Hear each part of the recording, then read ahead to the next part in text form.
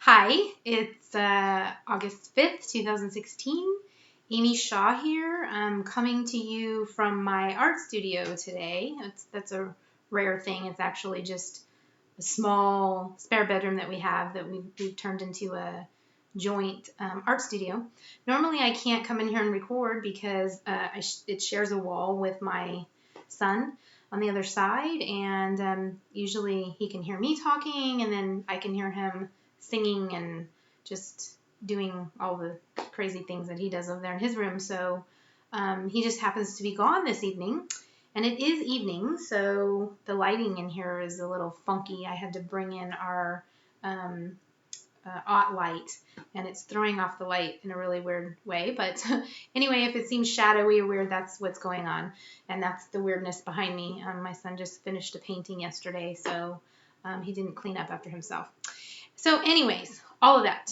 I am back again to talk about the Mandela Effect. The reason I'm making my third video about it now, and hopefully this will be much more direct and succinct, and I won't be having to tell any of my story and this and that about it. But the reason I'm motivated to do it is because as I have been sharing it with people, I've been really surprised sort of at the response. I don't know why I should be, but really because I feel like there's a total lack of understanding. So in my shamanic circle, I have two elder shamans in particular right now in my life that I am learning a lot from, and they're both very different. They both sort of offer me something very different.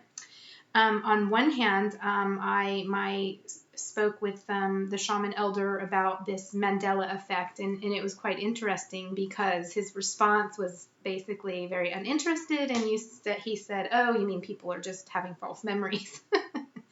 And then, of course, the other elder shaman, although I haven't personally spoken with him, I already know because of everything that he's taught me already. I already know what he would say, that of course this is parallel reality. Of course it is. So it's interesting how this split is not just in Christianity. It falls along the whole lines, as we know. Those of us that are keeping up with this and watching the videos, we see this happening. So I have that, those two different opposing views. And then also today I shared it with a friend who's very close to me, and we talk about very esoteric and heady stuff, very philosophical stuff sometimes. And so I brought the idea, hey, the Mandela Effect, here's, we sent him a couple of videos just to give him a brief overview of what it was. And his feedback about it was, well, I just feel like this is basically false memory. And then he started talking to me about, which was very logical, how, people can think they remember a certain thing. They'll say, for instance, watch Trump on the news. We're going through the whole political dog and pony show at the moment. And so they'll watch Trump and they'll hear him, but then afterwards they listen to hours and hours of commentary and see all kinds of stuff coming on Facebook. Trump said this and this, and that sort of alters their memory of it. And so, the original hearing of it gets distorted, and then they actually create a new memory. So in a sense, it's a false memory. And then when they go back to it, then that really wasn't what he said anyway. So I can see the logic in that, and that does make some sense on one level. But I think the fundamental point of it is being missed, and that's what I really came to talk about here today when I'm talking about the Mandela Effect again, is the bottom line. So bear with me. It might take me a little while to get to the bottom line, but trust me, there is a bottom line here. So when my friend said to me, that in essence that he believes this is just false memory and that it's very common, that the human brain does this, I didn't have time to really go into it at that moment with him on the phone. But what I really wanted to tell him is, well, what is false? Who defines false? Do you define false? Do I define false? Does society define false? Do we, what is false and who defines that? See, the fundamental thing is that reality occurs in the brain. There really is no disputing that. It occurs in the brain. So we feel like we are using our five senses objectively, But when we're pulling that information back through and it goes into the brain, we are processing it. And it's in that processing that we are bringing into it all of our unique ego lenses, okay? Sort of like the glasses that we put on. These are all the constructs, the constellations of who we are that create this reality. And it tells us how to interpret the information.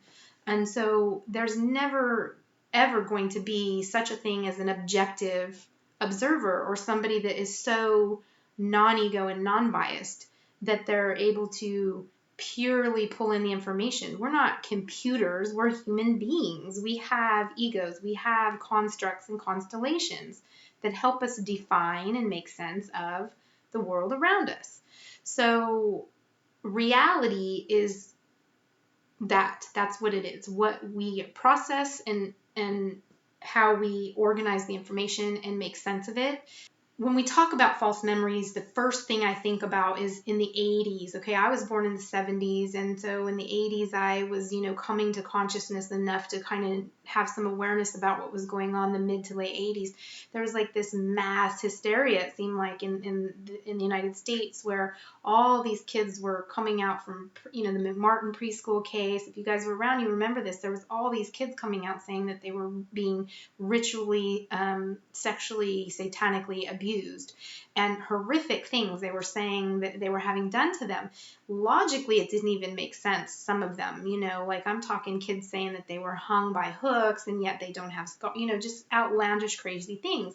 Now, it's really important to distinguish the truth from false because people did go to prison for this, for just mere testimony.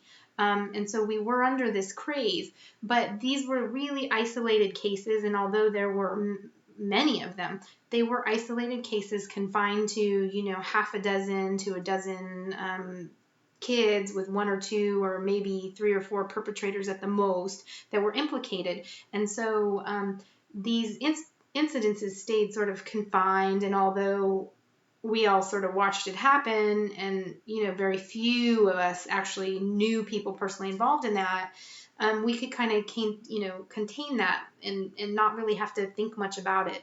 In the same way, if this Mandela Effect is truly a false memory phenomenon, then it's affecting a lot more people, a much wider range of people, and there's many, many, many, many more instances of it. So it's a growing sort of phenomena that people are waking up to and realizing that they're experiencing.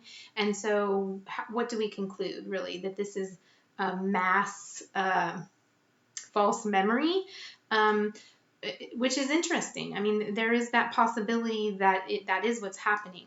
But again, the bottom line is, where does reality occur? And I think that's the most important thing that we have to take away from this Mandela Effect. Whichever side of the fence that you fall on, that is the fundamental philosophical question that each person has to ask themselves, whether they are experiencing the Mandela Effect or not experiencing. And see, that's the point that's being missed. The people that are saying, well, this is just a false memory, because they're not really experiencing it. If they are, it's not so personal to them, because they're like, yeah, I think I remember that, but they're not really positively sure. The people that are positively sure, the ones that fall under, I have experienced this effect, they're sure it's not a false memory. The people that aren't sure and they think, this could be a false memory, either way, it doesn't matter, because the fundamental philosophical question that we have to ask ourselves is, where does reality occur and who defines it? Going back to the satanic sexual ritual abuse cases that were happening in the 80s.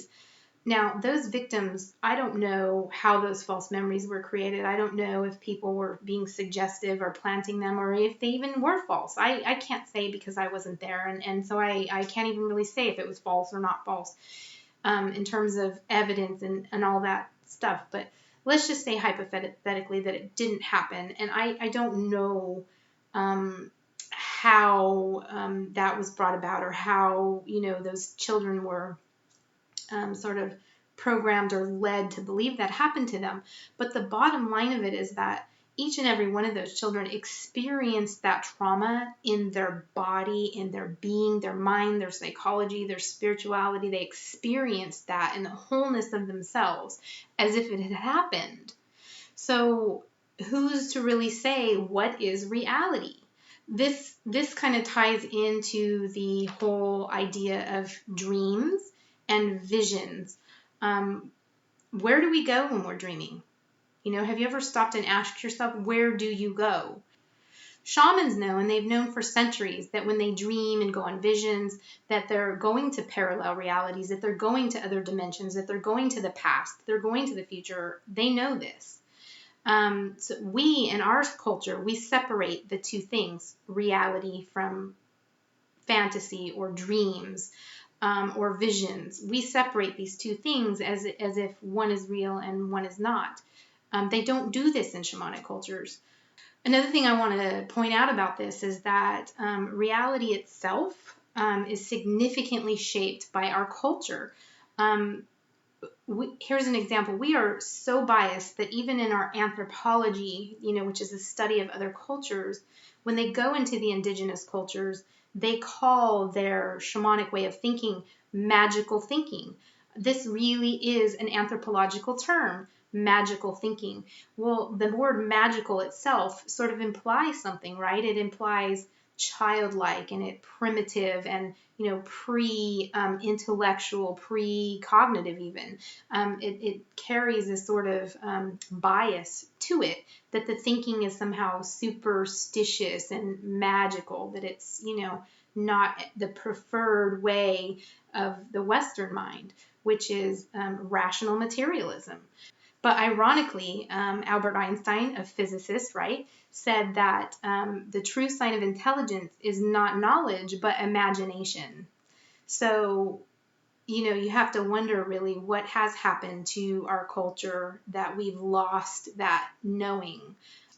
In our culture, we expect people to stop daydreaming. And so if you're, as a child, if you're in school and you're caught sort of looking out the window, sort of, going off somewhere other than where you are, stop daydreaming.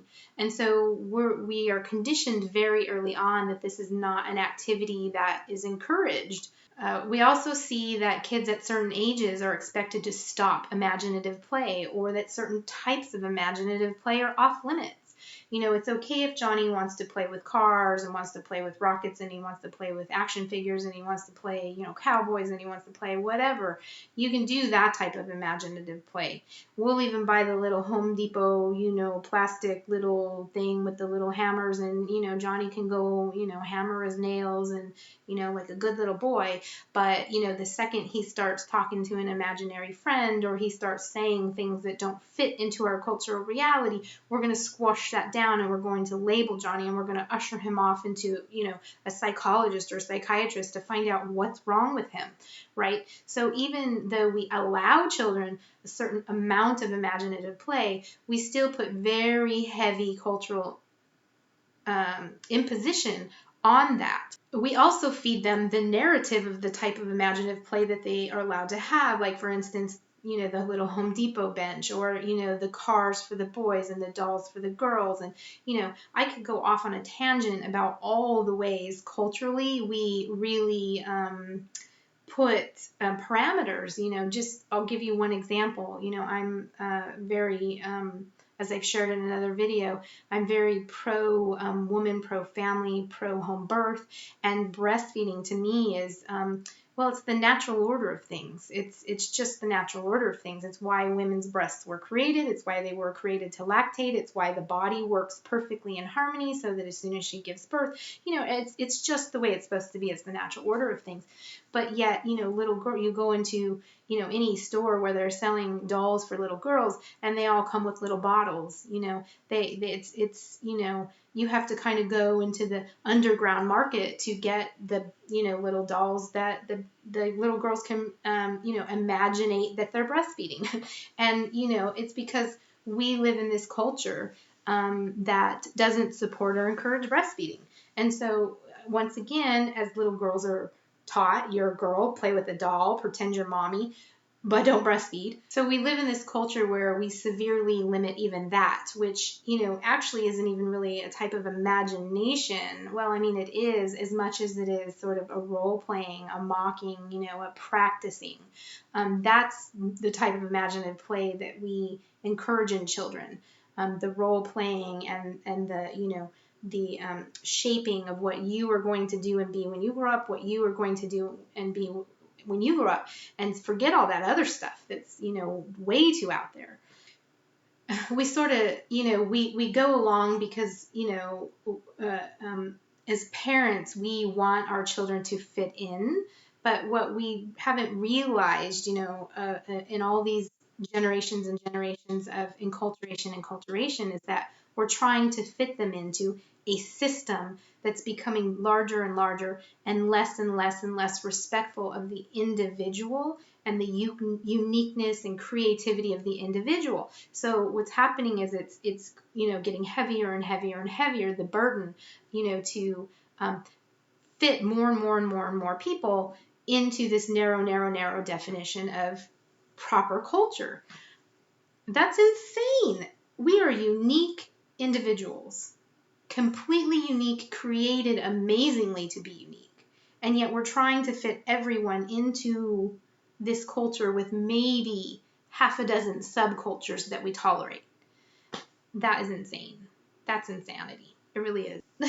I want to share an example. Today I had my granddaughter over and she really, really wanted my attention and my time. She wanted to play.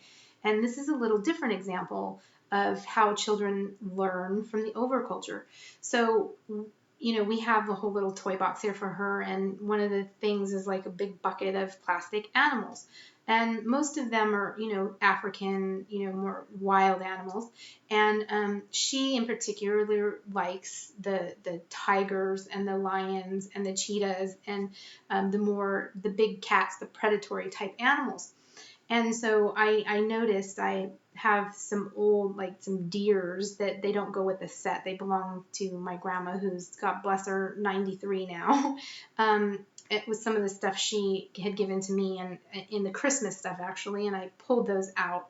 And so now my granddaughter plays with those, which I just love that. But so she was pretending to eat the deer and was very aggressive and angry. And so I had this little conversation with her about, why is that this animal behaves like this? And then I pulled out the giraffe and the trees.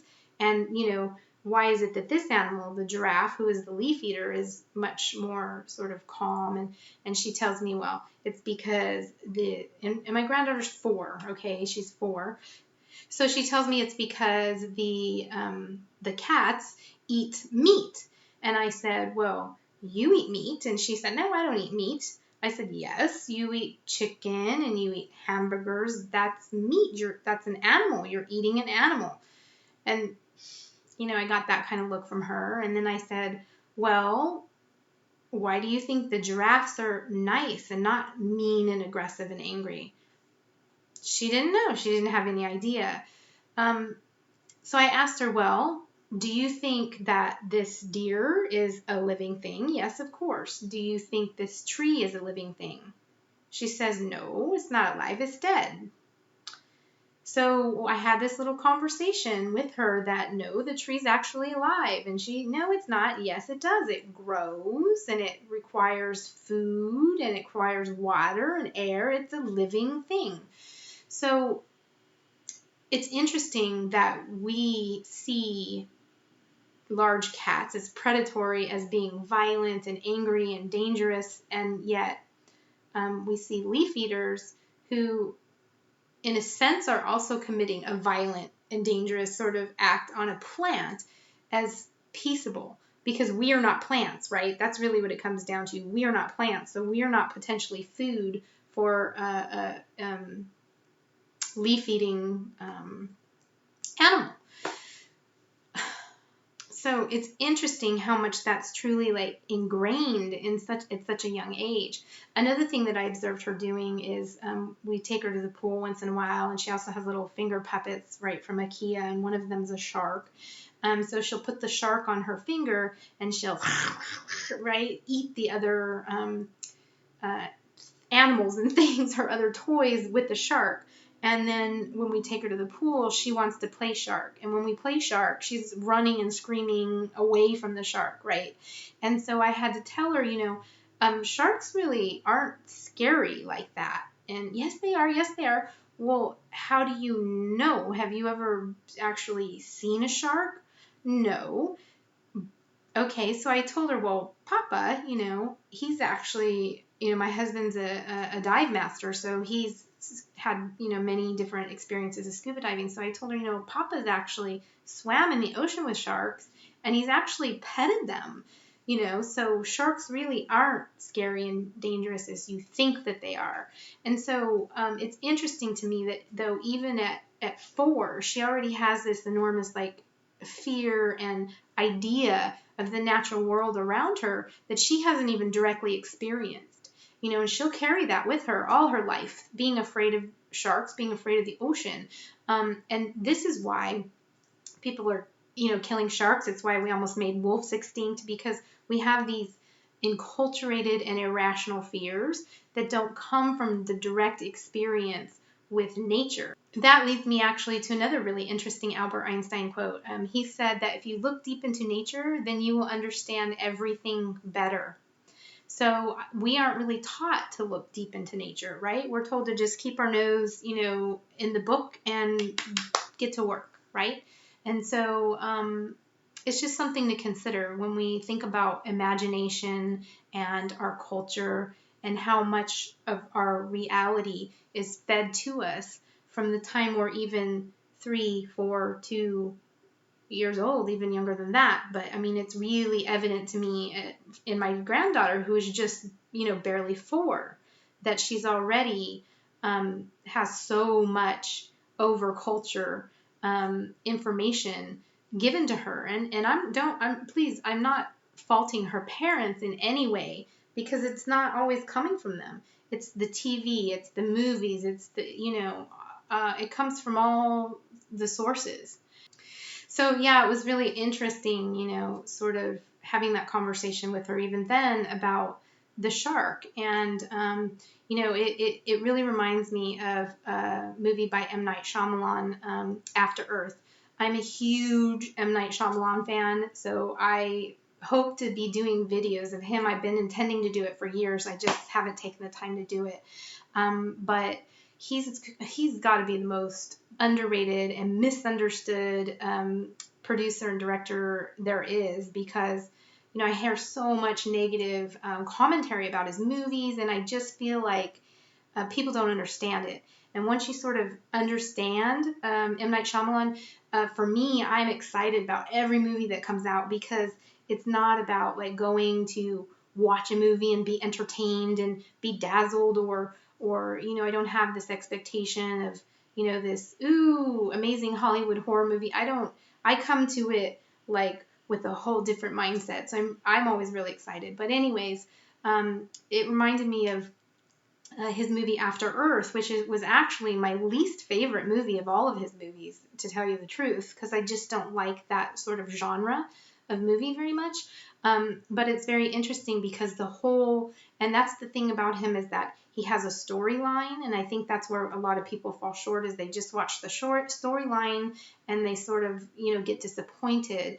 And then there's always a sub story with him, which can be a lot more obvious if you're looking for it.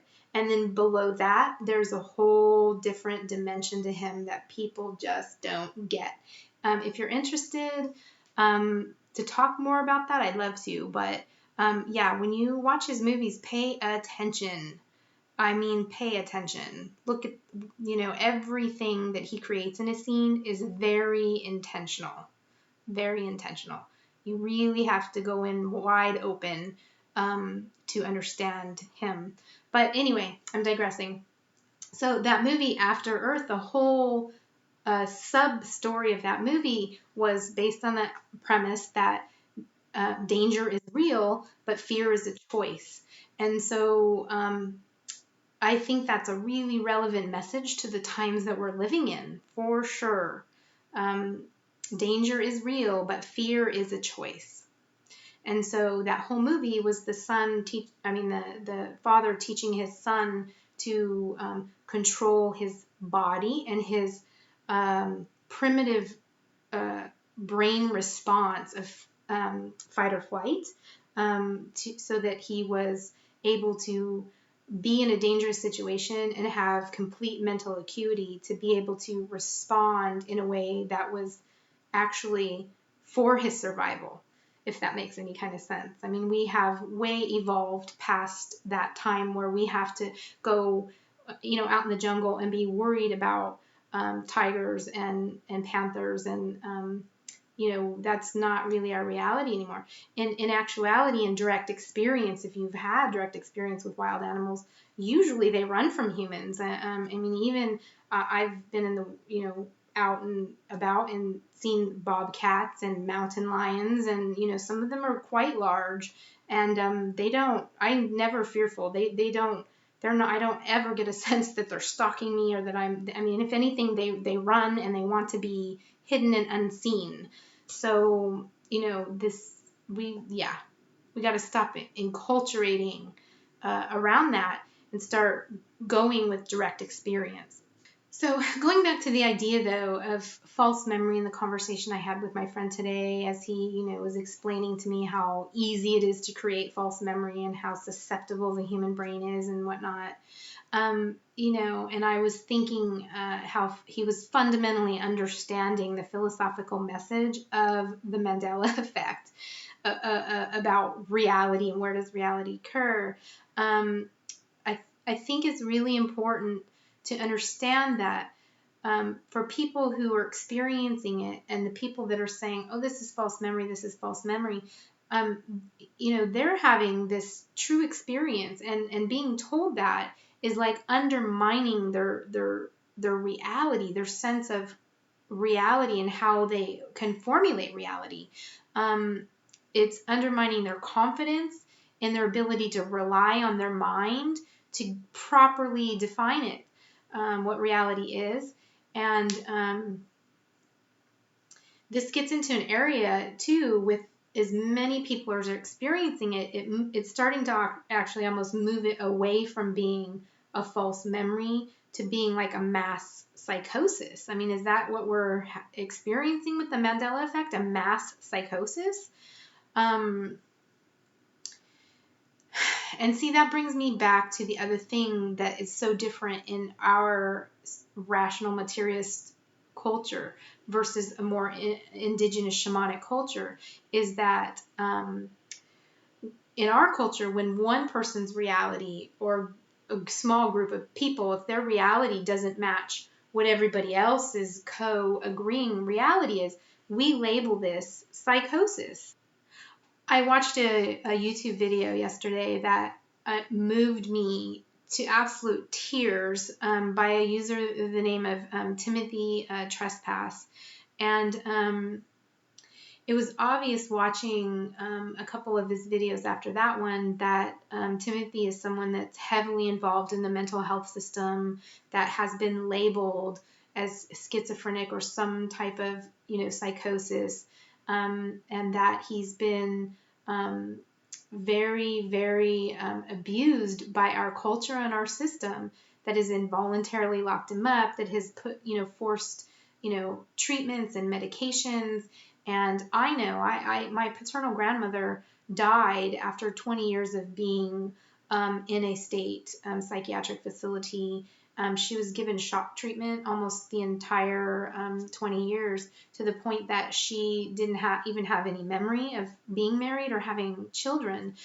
She eventually died at a fairly young age, just right before I was born, of heart failure. And I am sure, because actually 2 years after she passed away, in LA, this was in Los Angeles, it was at the state hospital there in Los Angeles, and a documentary film producer actually got unprecedented access to that exact hospital that my grandma died in, and he came in and did a whole undercover sort of expose about the just barbaric treatment that the people there had been getting. It's called Hurry Tomorrow. If you're interested in it, there's some clips on YouTube. I actually bought the DVD because this is near and dear to my heart. This is what my grandmother experienced, someone that I never knew because she died before I was born.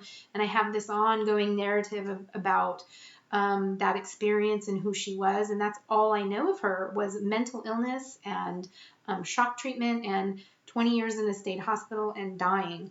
And so I bought the DVD and I watched it. It took me a while to get the courage to watch it, but I mean, it just turned my stomach. Just the pure, unadulterated evil. And this is coming through our system. So this is what we have to understand for people like Timothy. This is their reality. So when you watch him and you hear him say, I've been tortured and I've been, it seems like what? Because you're looking at him, and although he does physically look like he's suffering and has suffered, it's hard to imagine. But I can imagine it. I can imagine it because this is the culture that we live in, that does not accept differentness, that doesn't accept a different way of knowing, a different way of being, a different type of reality. One thing that I noted watching some of Timothy's videos that he has on YouTube is that he sees into things. He looks into things. He looks under rocks. He sees with his eyes open. And so it's interesting because I recently uploaded a video of that I took of my shower, because when I'm in my shower, I see things in the tiles. I don't have a history of psychosis. I've never been diagnosed, never been medicated. I have absolutely no history of psychosis, and I don't consider myself a psychotic person by any means. But I could relate to him looking at things closely, microscopically, and seeing things, because that's a very shamanic actual way of being. That's what a shaman does, is he sees below the surface and above the air, so to speak, and sees things that other people don't. That's an important role in our society. We actually need people like that, but we're not taught that we're taught that those people, we don't need them, that their society's trash and they're mentally ill, and we actually abuse them through systemically in very grotesque ways. I don't want to get off onto that because this video isn't about that, but it really does truly relate to the Mandela Effect in the sense that how we define reality, how we define psychosis is important. These are questions that we are at the point we need to ask ourselves. Another thing, about Timothy is that he was basically born this way. This is who he is and why he came, and that he's every bit as a divine being as anybody else and has a right to be here just as much as anybody else. It's what's happened is the culture has imposed on him this narrative about who he is, and tried to sort of oppress him and squash him down and make him feel like something is fundamentally wrong or sick with him, and rejected him. So it's no wonder that he's, sort of going on and on about feeling invaded, feeling the hostility, feeling, because that is really the reality of what's happening to him. It's an imposed, invasive attack. And so how he's processing that to us might sound like the rantings and a raving of a psychotic person. But if you really can understand that that is in fact what's happening to him, it makes more sense what he's saying, because how else do you make sense of that happening to you? The other thing that I want to say is that wow, I can go in my shower and see things in the tiles. I've had an awakening, but not only that, I've had to work very hard. I've had to work at it to overcome the rational, materialistic machine that sort of, had its clutches on me. I've had to work at that. to let go of a lot of my beliefs, my fears, my ideas, and sort of surrender into the imaginative life. And believe me, I'm way, way better for it, and I'm grateful for that. But my point is, I've had to work at that. I've had to work to sort of get it off of me. Whereas for Timothy, he didn't have to work at it. It already came natural to him, and no matter what culture tried to impose on him, rather than sort of take it in and become the good little drone like I had become, he always was authentic with himself and rejecting that, and then understanding that coming at him as being a hostile, foreign, invasive force that wasn't consistent with his essence of who he was. Does that make sense? It makes perfect sense to me, because I know he and I have very similar experiences, and for him, he's called psychotic and he's treated like this, and for me, I've had to work really hard at that, to achieve that state of consciousness. That's crazy to me. If you think about it, that is just crazy. And so the Mandela effect, in essence, is a free gift to us, to all of us, to all of humanity. It's an invitation to invite us in to that reality, so to speak, which is really interesting because it brings me back to another M. Night Shyamalan movie, one that I do really like, which is Signs. I don't know if you guys have seen it. It's sort of in that alien UFO genre, which I like a little bit better than the post-apocalyptic, future science fiction that After Earth is. But even still, I wouldn't say that's necessarily my favorite genre. But I love that movie, because that whole movie is about seeing signs.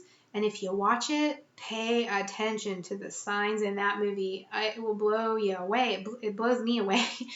But the message of that movie, to me, again, the second layer is that the signs are all right there in front of us, but because we're so enculturated, and in this particular story, it was Christianity and his faith and belief that he was enculturated to. But then also at that juncture of struggling with it because of his own personal life circumstance. So he was sort of juxtaposed.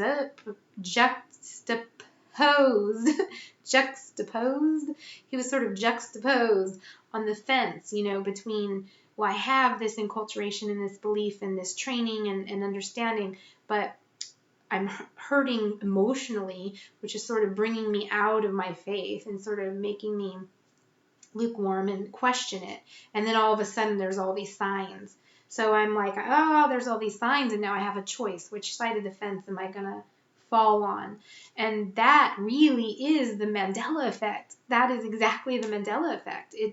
That's the movie, Signs. That is about, in essence, for me, 100%, the Mandela Effect. So it's interesting, the faith and the belief and how that plays, and the process that we each are going to have to go through in deciding what we're going to continue to cling on to and what we're going to let go of. Because the bottom line of it is that we are in a quantum reality, and we've always been in a quantum reality. This isn't something that just happened. It wasn't something that, CERN did something and now this happened. I mean, they may have done that. I don't know. I'm not saying anything, because I'm just, to me, the cause of it is the irrelevant point. And where you sit on the fence of which camp is the irrelevant point. Because the real relevance and treasure here is that we are now waking up and starting to ask ourselves, what is reality? Are we awake or are we asleep? And those are the questions that we definitely need to ask. And that's where the Mandela Effect is actually gifting us in amazing ways. But the thing of it is that although we have always been in a quantum reality, we've been taught to be very small and to have a very narrow definition and very clear boundaries of reality. And so that's what we're breaking out of. This material world that's all around us, this is the illusion. This 3D reality that we think is so hard and true is the illusion. how can it not be? When you compare it to every other dimension that there is, how could it not be an illusion? When you compare it to eternity, how could it not be an illusion? We're not taking any of this when we go. So this is not real. This body that we're living in, we're not taking it where we're going. So this is not real. My name, my face, my voice, even these words that I'm saying in essence are not real. So all of this is actually a projection of our mind that we're outputting into form, and how that works is that you have a large number of people that are agreeing on what reality is. I mean, you got to understand that there existed a time in human history when the color red did not exist. The color blue did not exist. Is it because the actual color did not exist? Well, yes and no. Partially it has to do with language and not having the word to even identify. If you can't identify something as being distinct and different, then to you it isn't. And they've done experiments on this. I'm not just talking philosophically. They've actually done experiments. Anyway, I made a video about it a while back, so I encourage you, to browse through my videos if you're interested in that. But, I mean, this is a real thing. It's not just something I'm making up, and it's not just philosophy. I mean, they have actually studied this. So that's an interesting sort of concept to wrap your head around, that colors, as common as red and blue, did not exist at some point in human history, right? What happened is that somebody saw the variation of color, called it a word, and then other people started to notice it. Okay, yeah, maybe, and then they all agreed. They came in and they all agreed, and then they taught their children, and then they taught, and here we are, centuries later, totally taking it for granted that the color red exists, And so when people say that shamans literally dream the world into existence, they literally dream the world into existence. So the bottom line is, it doesn't matter if you think the Mandela Effect is a result of a mass false memory and programming that people are waking up to, or some spiritual phenomena occurring to signify the end of the times, some merging of parallel realities caused by CERN or the Antichrist. The fundamental philosophical intention of the Mandela Effect is to force us to ask where reality occurs so that we can begin to understand ourselves as co-creators of reality, and to take responsibility for what is happening to humanity and to our planet. If you ask me what my personal theory is on the Mandela Effect, I think it's us. I think it's our future selves coming to wake us up to prevent what's ahead, which would be total destruction of our planet and humanity. And we all know that this is the course that we're on. So I think that this is a way for us to realize that this is what we're creating, and that we need to turn this massive ship around and fast and start creating something else, something different. Unfortunately, some people who are experiencing the Mandela Effect will not accept this until they let go of their rigid ideologies and dogmas that they've been enculturated with. So there are certain people that are going to continue to process what's happening as if, it's the end of times, and as if we're victims, really, in a sense that we have no control over it, that it's just going to happen. That too, it was sort of created by us as a reality.